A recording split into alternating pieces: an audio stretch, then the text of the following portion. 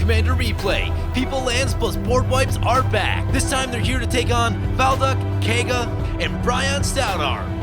Who will win? Find out next on Commander Replay. Hey guys, I want to take a quick second to thank my awesome Patreon supporters. We have a new Patreon supporter in Jenkenstein. That's a pretty funny name. Anyway, you are awesome. If you want to help support the channel and vote on which decks I play next, feel free to check out my Patreon at the link below. Welcome back, everyone. Playing some Sliver Hive Lord, People Lands, plus Boardwipes. We've got 2 pieces of ramp in our opening hand. I like this. Let's keep 52 lands in the deck, so very good chance of drawing lands off the top to make sure we hit our 4th land drop for our 2 ramp spells. Kind of fun that we have this Waves of Aggression in our hand already. That is one of our kind of late game finishers. See how that one plays out. So there's that 4th land we were looking for. Let's start with the tap land, and we will pass the turn. So Keiga the Tidestar are gonna crack a Wayfarer's Bauble. So getting their mana ramp going. Are we going last? Ooh, I think we're going last.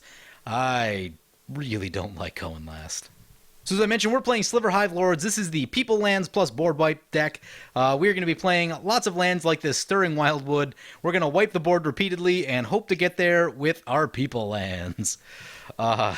Kind of a cute little deck. Played a video with it last week. Unfortunately, someone was playing Chaos in that game, and the game crashed before we could get to the end. So hopefully we'll have an actual ending to this game. We'll see how that goes. Let's take a look at what we're facing off against. First up will be Valduk, Keeper of the Flame. This is a Patreon supporter of mine, Doc Hawk, so welcome, Doc. And he laid down a Lightning Greaves on his last turn. Seems pretty good. And then Archangel 227 is also a Patreon supporter of mine, and they're playing Keiga the Tidestar and follow up with Mask of Avacyn. Seems pretty good. And our final opponent on Brion Stoutarm, gonna flink some creatures places with lifelink. They'll probably be very sad when they find out that there are not very many creatures in our deck other than our lands, so we'll see how that goes. Anyway, we draw into this Thaumatic Compass. Seems like a good time to get that down, so let's play the Savannah and play the Thaumatic Compass, and we'll pass the turn. Opponent says they're playing Tribal Giant with the Brion Stoutarm deck, so that'll be fun. And Valduk, Keeper of Flame, coming into play. Opponent getting down to the attacks and going to swing into the Keiga opponent. They go down to 34, 3 commander damage, and the token will get exiled. Ooh, a Minion Reflector for the Keiga. That's spicy. There's a card that is decent, but you really don't see that much of. Man, I should probably put that in the Elish Norn ETB deck. Huh, I'm gonna have to think about that one. I know it's a little pricey at 5 and then 2 mana to activate it, so like Panharmonicon is decidedly better, but you know, if you need more Panharmonicon type of stuff, Minion Reflector is not a terrible place to be.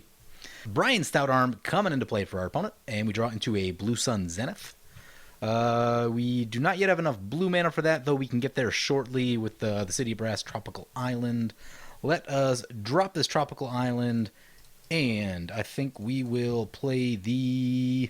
Let's go for the Temp with Discovery right here, just because the Sky Shroud claim can get us untapped lands, which could be helpful if we're trying to do multiple things in a turn down the road. So we're going to search our library for a land. I don't actually know what we need to search for. Maze of Ith may not be the worst idea I've ever seen. Opponent's got Greaves out already, which is kind of annoying. Oh, Academy Ruins. Yeah, Academy Ruins is probably the first thing that we should go for. See if opponents are feeling tempted. Discussing it over in the chat, saying, do not be tempted. Yes, opponent takes a land. Oh, we didn't get to search. Oh, that's the Temp with Discovery bug. Because Brion Stoutarm said no, then we don't get the additional searches. Someone told me that if the last player before the casting player says no, then they don't get the land. So free land for the Brion opponent. Ooh, that's an Aggravated Assault for the Valduk. That'll be good in a couple turns. I can do some work in that deck. Thinking next turn will probably be something like... Well, we may need to get our commander in, actually. There seems to be a couple things piling up on board. Valduk gonna keep swinging into the Keiga. Sure. Cage Sun coming down for the Keiga. Ooh. So now they got some mana going, and should be able to make pretty good use of that Minion Reflector. I'm actually thinking about holding the Sky Shroud claim until we can get Avenger of Zendikar down. Seems like it might be a good idea. The General's Kabuto. Equipped creature has Shroud. Prevent all combat damage that will be dealt to equipped creature. Meh, not bad. A little overcosted, but I could see it being very reasonable in a Stoutarm deck. Stoutarm going to swing into us. Sure. No blocks from us. We are going to get hit for 4, and they will gain 4. And that brings it back to our turn. There's a Taiga. We will play the Taiga. Oh, you know what? Interestingly, we don't have black mana.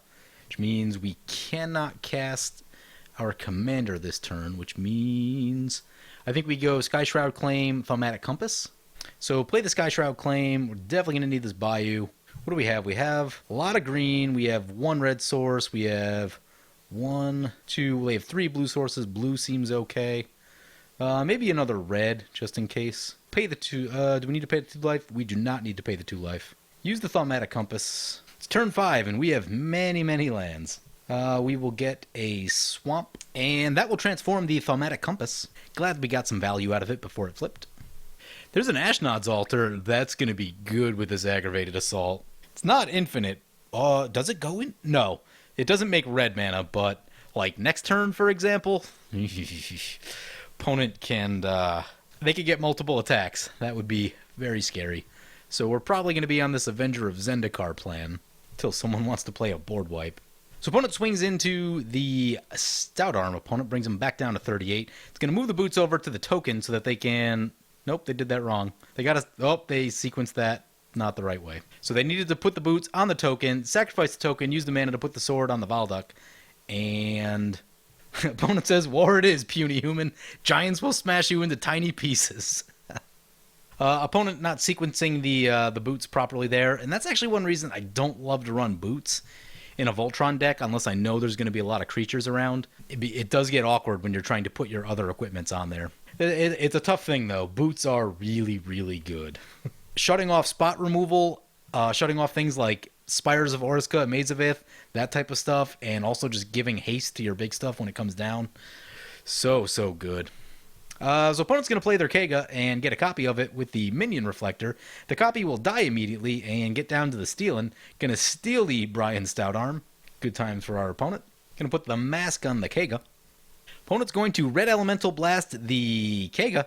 Actually, not really where you want to be. It's safer in play, I think. Yeah, I think it's safer in play than it is out of play. Because now they can just recast it and do the Minion Reflector bit again. It's not really where you want to be. Which means that we might be liable to lose our Avenger of Zendikar, which makes me not really want to play Avenger. So we might sit on the Blue Sun Zenith and just try to draw a million cards. That's always fun. Jotun Grunt coming down. Interesting card. Surprised it doesn't see a little bit more commander play than it does. Cumulative upkeep. Put 2 cards from a single graveyard on the bottom of their owner's library. Pseudo graveyard removal has been used in some bigger formats periodically as both a cheap beater and also gets things out of the graveyard. I know there's a lot of graveyard stuff going on in Modern. Don't know if this is quite good enough for that. I haven't played Modern in a while, but you know, if you're looking for an efficient creature that does deal with graveyard strategies, it's not a terrible place to be.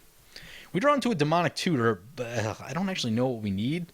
Like, I honestly just kind of want, like, an Oracle of Moldiah so we can keep making land drops. Oracle will 100% get hit by a Keiga, though. So maybe that's not where we want to go. Also pretty sure I forgot to put Reliquary Tower in this deck, so if we draw a lot, then we're probably going to have to discard to hand size. Although I suppose we can discard the Waves of Aggression. Alright, so in that case, let us drop this Swamp. Gonna go with no creatures right here because don't want to get them stolen. Chandra Torch of Defiance coming down for the Valduk. Man, if they sequence their last turn a little bit better, they would be doing some serious damage this turn. They're going to exile from the top of their library. It's a Gauntlet of Power. They choose not to play it. We all lose 2 life. Gauntlet of Power, also pretty good with Aggravated Assault. Opponent going to go to combat, gets the token, swings into us, sure. Yeah, we'll just take the 3. Rather leave the Spires up for something more threatening than the token. So opponent moves the boots over to the token, puts the sword on Valduk, moves the Greaves back to Valduk, and passes the turn. Honestly, with the Chandra, I would have probably just plussed and made double red mana. I think they could have activated Aggravated Assault one time if they sacrifice the token, get the 2 red mana, tap for that, and then, yeah, and then they could get a whole nother combat with more tokens and be doing more damage. So some sequencing issues for the Valduk opponent. I'm sure they'll figure it out in time. Keiga the Tidestar coming back to play. Minion Reflector trigger. No legal targets, actually, so they do not copy. Ooh, with the Stoutarm, they can sacrifice Keiga. They'd have to send it to the graveyard, which like isn't the best for a blue deck. Not that you can't work around it, but if they really needed it to die for some reason, they could get it to do that. I bet there's a bunch of clones in the deck. If you clone it and sacrifice the clones, that probably is pretty effective. Brion Stoutarm swinging into the Valduk. Do need to watch out for a counter spell. Opponent's got 4 open blue mana. It's not great. I'd be pretty sad if the Blue Sun Zenith gets countered. So opponent did actually search for a land for us. Shroud, haste, protection from green. We will give them 1 use of this Spires right here. Opponent asking what I'm doing. Just paying my debts off. So Jotun Grunt gonna trigger. We appear to be the only person with 2 cards in our graveyard. So those will get shuffled back in, and that's actually not the worst. Yeah, this isn't a heavy graveyard deck. So a lot of people have asked me why I didn't use Child of Alara in the Command Zone slot, and it's actually because I didn't feel like using the deck slots to build around having to get Child of Alara back from our graveyard into our hand or into play. The deck ran low on deck slots just in the sense of like lands and lands matters cards ate up most of the deck slots for this deck, so... And that's really what I wanted the focus to be anyway. I don't want to get bogged down into the Child of Alara bit. I'm going to Blue Sun Zenith for as many as I can and hope that we don't get countered. I will probably cry if we do. And by Blue Sun Zenith, I mean that we do not have enough mana to do that.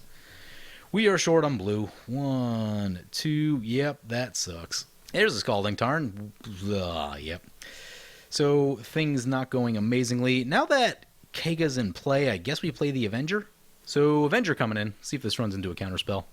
Nope, no counterspell. So the ETB happens. We get all of our tokens, of which there will be many. Play the Scalding Tarn. Get the Avenger trigger. Crack the Scalding Tarn. And I'm doing all this now because I fully expect that Keiga's probably going to have a way to actually kill the Avenger. So I want to try to get these guys pumped up as soon as possible. Interestingly, don't have any Watery Graves in our deck, so I guess it's going to be... Let's go for Plateau. There's a bunch of white cards in the deck. Make sure we have enough white mana. And we'll pass the turn like that. And this should be pretty good defense against the Valduk. So should incentivize them to kill the other 2 players. Valduk going to be able to do some stuff this turn. Got all their mana untapped, except for the fetch land they just cracked. They can activate that Aggravated Assault a lot of times. Also, if this Body and Mind hits, they'll get even more tokens. Yeah, that's a lot of potential activations right there. So let's find out who's going to... He didn't attack? Oh, maybe because he knew he would lose the tokens? Okay, maybe that makes sense. Ooh, Hammer of Nazan. That seems really good. So now Valduk will be indestructible. Alright, I think I see what's going on here. Because, yeah, they would have lost the tokens, wouldn't be able to get the mana. You could still use Aggravated Assault. You could still pump it into Aggravated Assault. I probably would have attacked, but definitely wanting to get their Hammer of Nazan onto the Valduk, so I can appreciate that. Also, we can't block Valduk currently because it has pro-green, so pretty good chance it'll be hitting us, and it has Shroud, so we can't use the Spires on it. Yep, there's an Aggravated Assault activation, and now there's 3 equipments on there. Some people probably going to be dying. Hopefully not us. Ooh, we've got 4 commander damage on us. It's from Brion Stoutarm, okay. But still, they can... Yeah, they could actually commander damage us out of the game. That's a thing that could happen. Let's see if they see it. Oh, Stirring Wildwood, also green. Where's our non-green people lands? All right, so Valduk going into the Keiga, which I think means that we're safe from commander damage from the Valduk, at least for this turn. So opponent going to block with the Stoutarm. Sure. Opponent's going to Aggravated Assault. Yep. Next turn, we might be thinking about Demonic Tutor into Planar Cleansing or something like that. We'll see. There's also a chance that we could just, we could potentially be lethal with the Avenger of Zendikar tokens. Those will need to be dealt with. So Valduk back into the Keiga and sending the tokens as well. So Sword of Body and Mind is going to trigger. Opponent's going to get more tokens. And these tokens will actually stick around. Plus it's going to mill opponent a bunch. They did lose a Bluster Squall, which is pretty good for preventing incoming attacks. Also lost a Factor Fiction, pretty good one. Bunch of lands, unwind. Gonna keep going with that Aggravated Assault. Yep. Opponent acknowledging that I cannot use Spires on the Valduk. And that may be a reason to put, what's that one? Arcane Lighthouse in the deck, because being able to Maze of Ith things with boots on it will be very good, because boots are actually one of the primary ways to shut down a Maze of Ith, so having some counterplay to that might be a pretty good idea. But even at 52 lands, I could not get all of the lands I wanted in this deck. With all the people lands and the dual lands and the fetches, the land slots got eaten up really quick. And that's another thing. People were asking me why I wasn't running Maze's End. There's literally just not room. I'd have to go to what would that'd be an additional, 11 lands? Yeah, there's not room for 11 more lands in this deck right now. So Keiga all the way down to 4, 20 commander damage. Better watch out for that Valduk. Mirror Mockery. Enchant creature. Whenever enchanted creature attacks, you may create a token that's a copy of it. Yup. So probably a Keiga clone deck, as I was guessing. Can steal a wolf. It's not the worst thing I've ever seen. So opponent going to swing into the Chandra, and they'll get a copy of Keiga with the Mirror Mockery. It will become immediately sacrificed. And they will get to gain control of a creature. Probably going to be the Avenger. Yep, it's the Avenger. Seems fair. Avenger, pretty lethal. So Chandra goes down. Token gets exiled. It no longer exists. Mercurial Pretender enters the battlefield of copy any creature except it has returned it to its owner's hand. Avenger? Yep, Avenger. With a minion reflector. Oh, this is going to be good. Alright, so we're probably going to have to go for Demonic Tuner and do a planar cleansing type of effect. Does opponent have any land plays left? Because the tokens will get 2 triggers per land. They currently have... Wow, no, never mind, they have 3. Somehow they ended up with 3 Avenger of Zendikar tokens. 1 gets sacrificed. Whew, that's a lot of stuff. Thundercloud Shaman coming into play. Enters the battlefield. Deals damage equal to the number of giants you control to each non-giant creature. So that's 2. Kills a bunch of plant tokens. Leaves everything else, though. Our plant token's still sticking around. Ooh. So we should probably Kodama's Reach first. Yeah, so let's go City of Brass. Oh, right, we don't have the Avenger anymore. Oh, yep, so our plant tokens will not be increasing in size, which means let's just turn them all sideways into the Valduk. Opponent goes down to 20. If we play Waves of Aggression, they just die. Let's check out how much mana we have, because we do need to lay down a planar well, Keiga, Minion Reflector, let's see. So that would be 8 to do all that. We have 1, 2, 3, 4, 5, 6, 7, 8. Which leaves us with 1, 2, 3, 4. Oh, we're 1 short. Oh, so disappointing. Oh, any way to make that work? I'm not thinking so at the moment, so I think it's going to be play the Demonic Tutor. Oh, with Hour of Revelation we might be able to. How much white mana do we have? We have 1, 2, 3 white mana. Yeah, we can make this work. Forgot about Hour of Revelation. Get Hour of Revelation. Play Waves of Aggression. Make sure we leave enough white. There's white, and there's white. So we can use the Taiga and the... Actually, we can use the Stomping Ground. We can leave the Spires on tap, I think. Forgot Hour of Revelation, so good. Oh, man. Play Waves of Aggression. Down the Valduk. The opponent says, oof. Down they go, exactly 0. That leaves us with 2 opponents left. 1 is at 4 life, so, you know, with the Boros deck out there, especially Brion Stoutarm, you know, they can sacrifice most things, and that should get them there. And then we will go to the end of combat, and then fire down this Hour of Revelation for its cost-reduced size. Hope this doesn't get countered. If it does, we're going to be in some trouble. Opponent's going to return their 1 clone effect.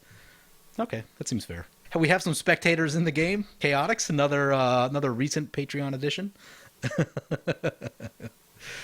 And now we're into the part of the game, like, I didn't want the focus of this game to be Avenger of Zendikar, so I'm happy that we had to wipe the board right there, because now we can start getting busy with the Stirring Wildwood and friends, and that's really where I want to be. The Boros player actually losing very little on that exchange. They lost the General's Kabuto.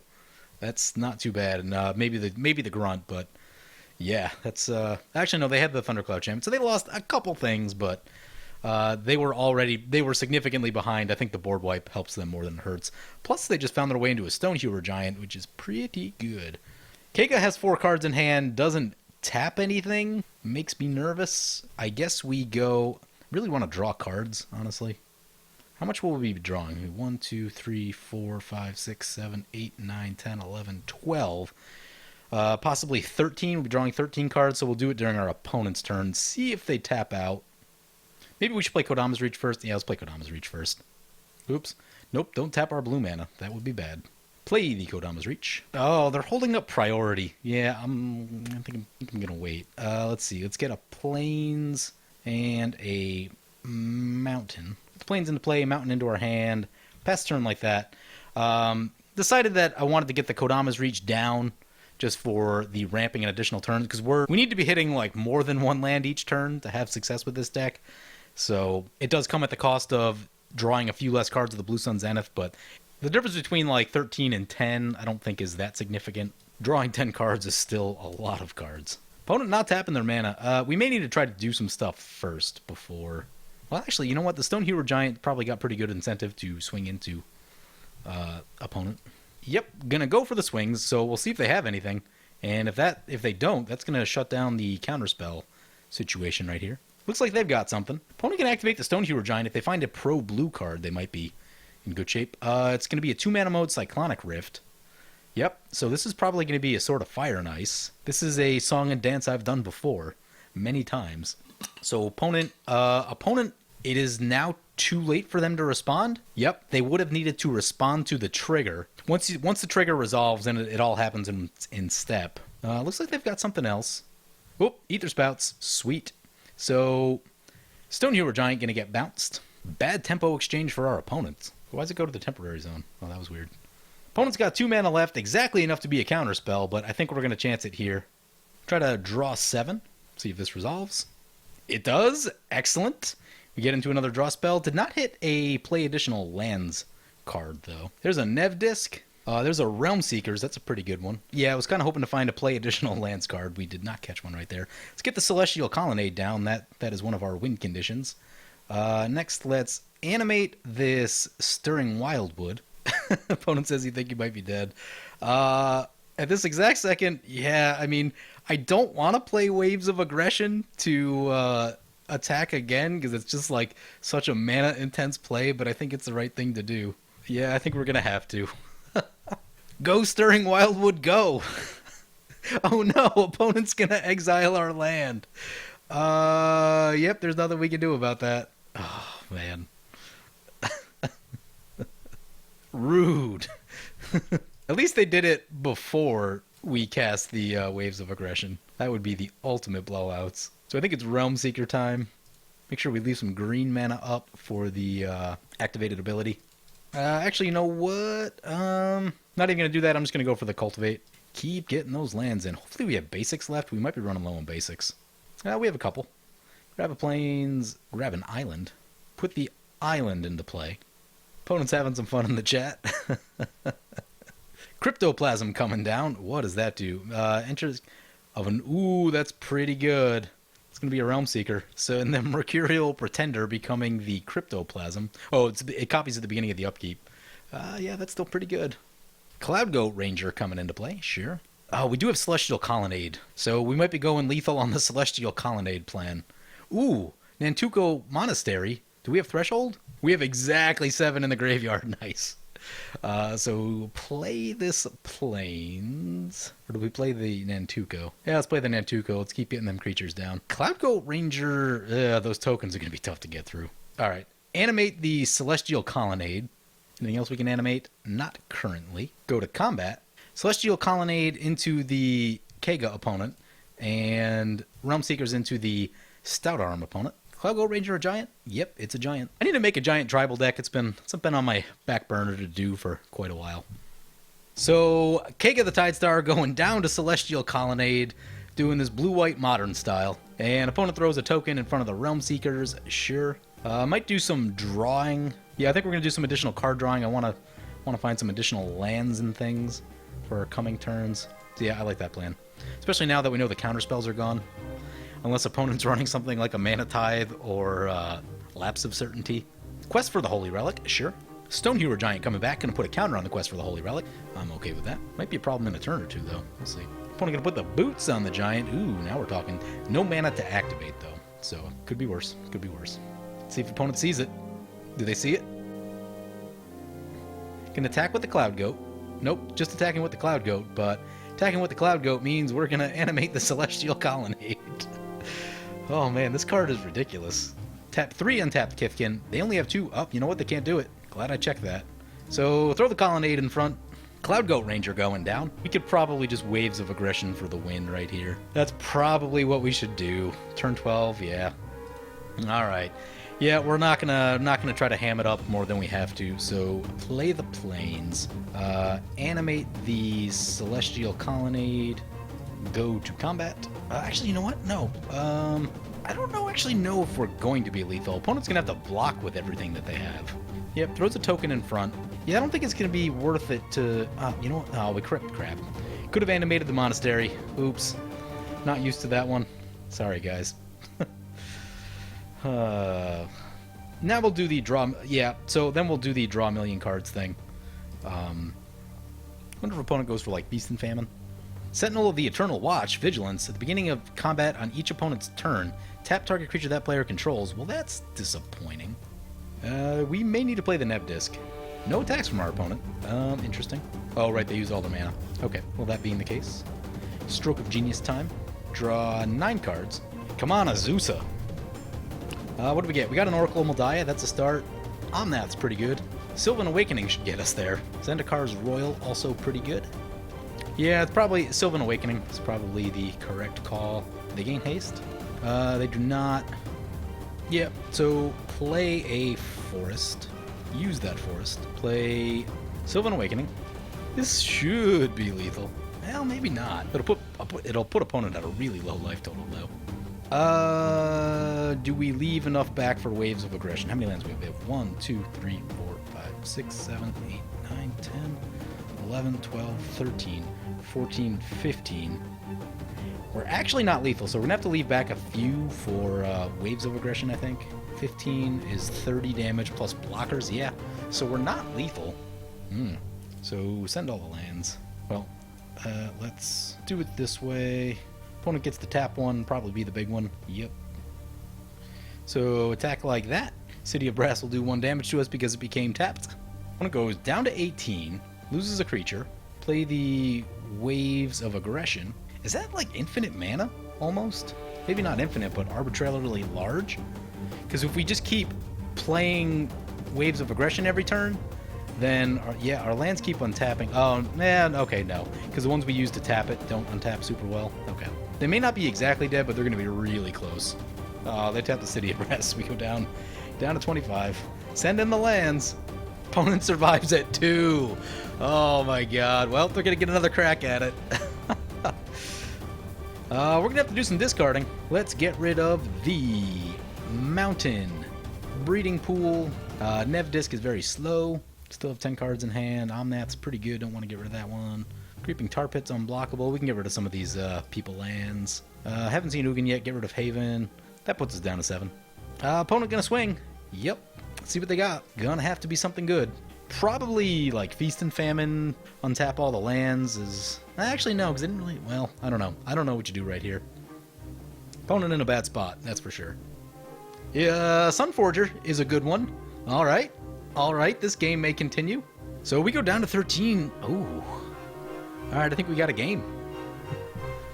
Forgot about Sunforger. I don't know how I forgot about it, but I did. Let's find out what their Sunforger package is made of. Draw a pull from tomorrow. So we'll go with the Celestial Colonnade first. Oh, they could have... Oh, what's the deflecting... okay, yeah, so we don't want to send Realm Seekers. We're going to send the Celestial Colonnade. If they have Deflecting Palm, we're in some trouble. Tap like that. Let's find out what the Sunforger package is made of. Oh, they can tap it down. Oh, my God. Oh, well. All right, that plan has been thwarted. What's next? Send the Realm Seekers. Hope it's not Deflecting Palm. No attacks. Oh, my God. Well played, opponent. Get Omnath. Omnath is really hard to deal with. Play the Creeping Tar Pit. Get an Omnath token. Play Oracle of Moldiah. Vampiric Tutor on top. That's a pretty good one. Drop these 2 lands. Get more Omnath tokens. 0 land plays left. And we'll pass the turn like that. See what you got, opponent. Probably has to kill the Omnath right here. Opponent didn't cast anything. Huh. Weird. Re-equip the Sunforger. Yep. They could do something like a Feasts and Famine. Would actually be kind of scary. Alright, so we're going to throw some blockers in front of things, and they're going to have to figure out how to deal with the Omnath trigger. Ooh, we don't get to see what so opponent's going to activate the Stone Hero Giant. We don't get to see what they're going for. It's a little bit scary. Does Blackblade Reforged kill us? Actually, no, they're both blocked. Trample could be an issue. Well, while that's on the stack, we're going to... I don't know. They have to protect their Giant right now. It's going to die to the Elemental, so I don't think we actually do anything. Oh, Luxodon Warhammer's a good one. It's going to be a lot of trample damage. Well, now we do that. And now they don't have the mana for Sunforger, so we should be good. Draw the Vampiric Tutor. There's a Lava Claw Reaches. Play that. Play a Wandering Fumarole. Get an Omnath trigger. Opponent gonna tap down the Realm Seekers. Opponent's gonna gain 11 life. I know what we can do. We can Spires whatever creature attacks into the Stone Hewer. Okay, that makes sense. Let's do that. Realm Seeker's getting tapped down. Attack with these three. Opponent gonna block the Omnath and block a token. So we're going to... Oh, it has to be an opponent controls. Oh, I didn't realize that. Opening the door for our opponent, you say? Well, they still got to deal with Omnath. Opponent goes up to 8.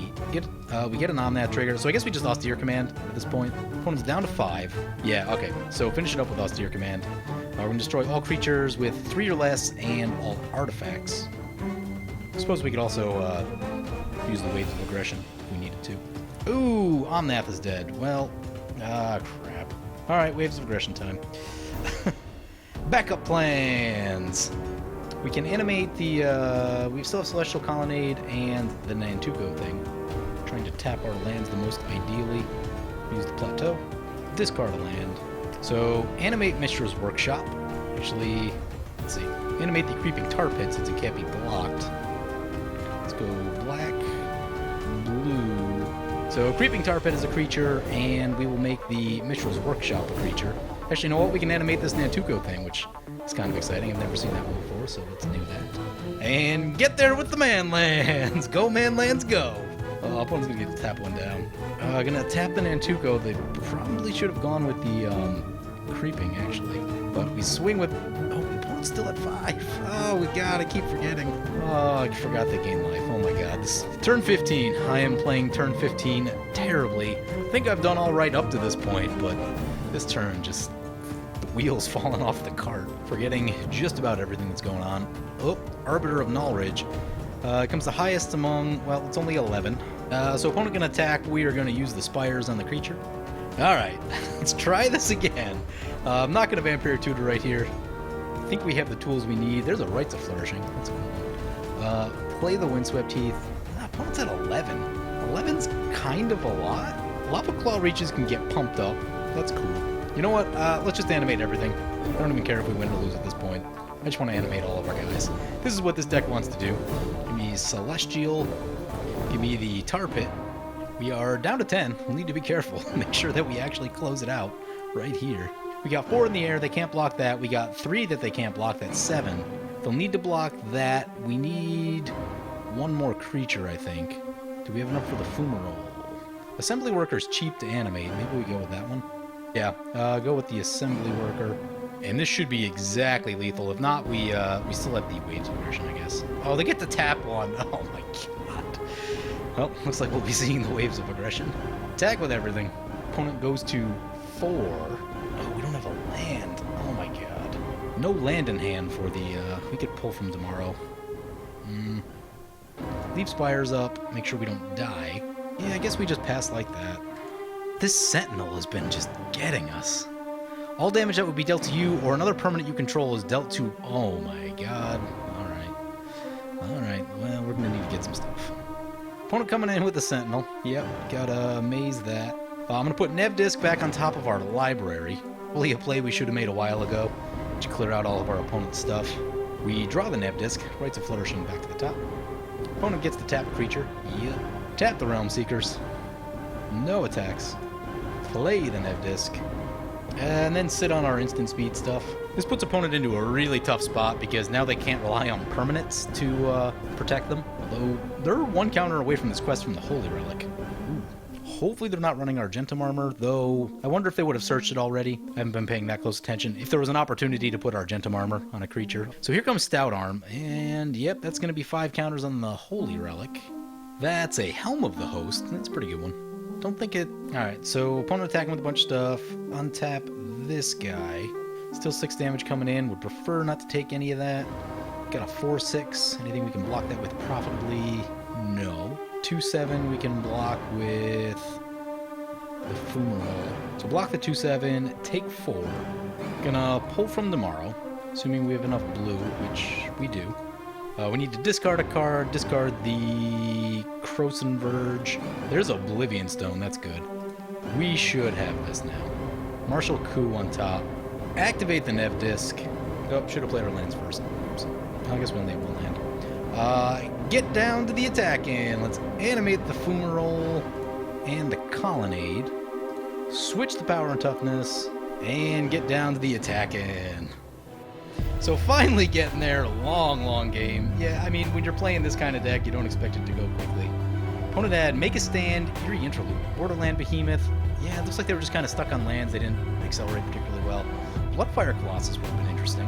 Actually would have killed both of us at that point. So yeah, our People Lands and Boardwipes deck getting there. We got to see a couple People Land kills.